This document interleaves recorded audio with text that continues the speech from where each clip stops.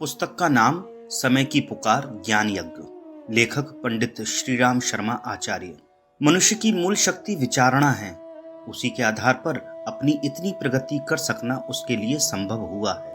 विचारों की उत्कृष्टता ही उसे ऊंचा उठाती और निकृष्टता नीचे गिराती है। समस्याएं विचारों की विकृति से उत्पन्न होती हैं और उनका समाधान दृष्टिकोण बदलने से ही मिलता है। हम जो कुछ भले बुरे काम होते देखते हैं उन्हें विचार पद्धति की प्रतिक्रिया मात्र कहा जा सकता है। हम रोज ही देखते हैं कि एक प्रकार के विचार एक को देवता बनाते हैं और दूसरे प्रकार के विचार दूसरे को दानव की पंक्ति में लाकर खड़ा कर देते हैं। सचमुच जो जैसा सोचता है वह वैसा ही बनकर रहता है। सोचने की दिशा में ही क्रिया बनती है और उसी की परिणति परिस्थितियों के रूप में सामने आती है। परिस्थितियों का अपने आप में कोई स्वतंत्र आधार नहीं है, वे हमारे कृतत्व का परिणाम मात्र हैं। इसी प्रकार कृतत्व भी अपने आप नहीं बन जाता है। विचारों की प्रेरणा ही हमारे कार्य पद्धति के लिए पूरी तरह उत्तरदायी होती है।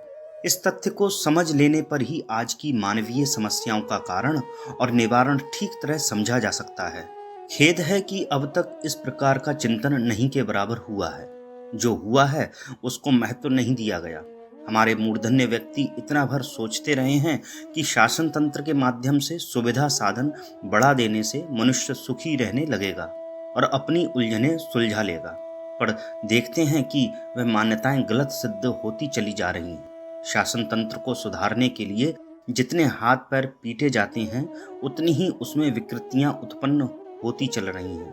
अर्थतंत्र ने निसंदेह कई प्रकार की सुविधाएं उत्पन्न की हैं, पर परिणाम उल्टा ही हो रहा है। बढ़े हुए धन का दुरुपयोग बढ़ रहा है और उससे अपराधों, रोगों की एवं विद्वेष भरी घटनाएं तीव्र होती चल रही हैं। विलासिता की बढ़ती हुई आकांक्षा के सामने बढ़ी हुई आजीविका निरंतर छोटी पड़ती चली जा रही है और व्यक्ति अपने आप को अधिक दरिद्र, अधिक अभावग्रस्त, अधिक दुखी अनुभव कर रहा है।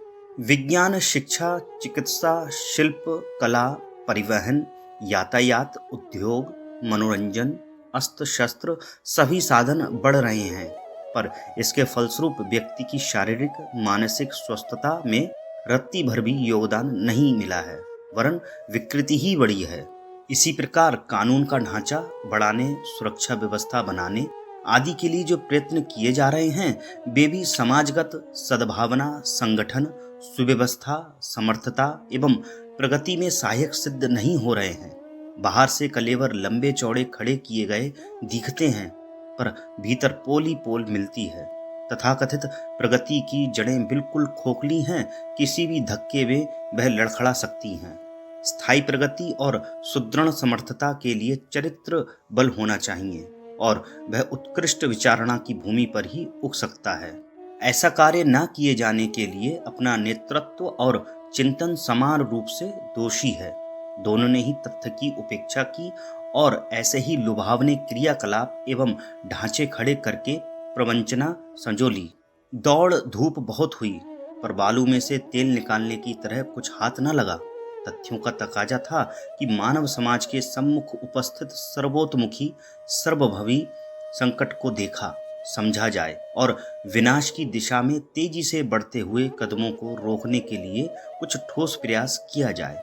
समय की पुकार और युग की आवश्यकता को पूर्ण करने के लिए युग निर्माण योजना अपने ढंग की अनोखी रीति नीति कार्य पद्धति लेकर सामने आई और प्रसन्नता की बात है कि उसका हर क्षेत्र में स्वागत हुआ है। योजना के ज्ञान यज्ञ अभियान ने एक चमत्कार ही प्रस्तुत किया है। व्यक्ति और समाज की समस्याओं का मूल कारण समझाने की दिशा में जो प्रयत्न किए गए हैं उन्हें आरंभ में ही उपहास्यास्पद बताया गया है। अब जबकि गहराई से विचार किया गया है और तथ्यों को ठीक तरह समझा गया है तो वास्तविकता सामने आ गई है। लोग ये अनुभव करने लगे हैं कि विचार पद्धति में विकृति आने से ही अधःपतन के अगणित आधार उत्पन्न हुए हैं। अभाव, दारिद्र्य, शोक, संताप, विग्रह, विद्वेष की विभीषिकाएं विकटतम होती चली जा रही हैं। कारण खोजने और निवारण करने के लिए जब ध्यान ही नहीं दिया गया, प्रयत्न ही नहीं किया गया, तो सुख शांति और प्रगति समृद्धि के स्वप्न सार्थक कैसे होते। युग निर्माण योजना ने ज्ञान यज्ञ अभियान के अंतर्गत जनमानस को झकझोर कर रख दिया है।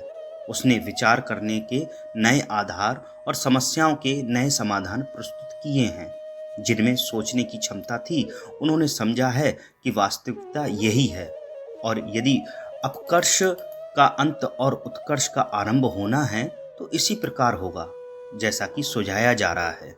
जादू बह जो सिर पर चढ़कर बोले वाली युक्ति अपनी आंदोलन के संबंध में अक्षरशः लागू होती है।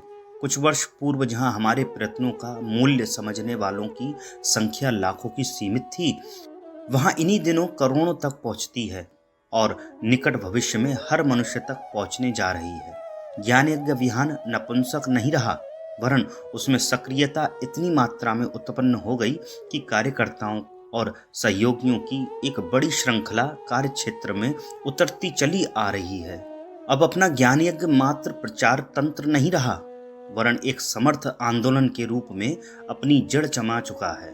और लगता है कि जिन दिनों सर्वत्र ध्वंस की प्रक्रिया चल रही है, उन्हीं दिनों सृजन के रचनात्मक आधार लेकर उस नव निर्माण का क्रम भी अनुगामी होता चला आ रहा है। आश्चर्य नहीं वह अगले दिनों इतना प्रबल हो जाए कि ध्वंस की उदंडता सृजन की सार्थकता के आगे ठहर ना सके।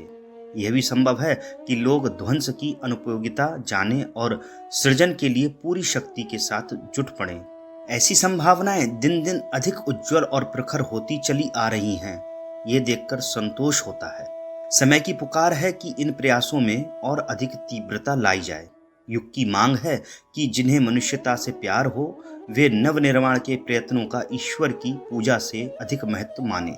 धर्म दर्शन और अध्यात्म की चुनौती है कि जिनमें इस उत्कृष्टता की प्रकाश किरणें सचमुच विद्यमान हों, वे युग परिवर्तन के लिए धरती पर देवत्व का अवतरण संभव करने के लिए अन्यमनस्क होकर चिन्ह पूजा करते हुए नहीं, भागीरथ प्रयत्नों में जुटे हुए दिखाई पड़े। साहस, कर्तव्य और पुरुषार्थ की कसौटी आज इस रूप में सामने आई है कि हम बढ़ चढ़कर ऐसे त्याग बलिदान का परिचय दें जिससे मानवीय आदर्शों का पुनरुत्थान हो सके।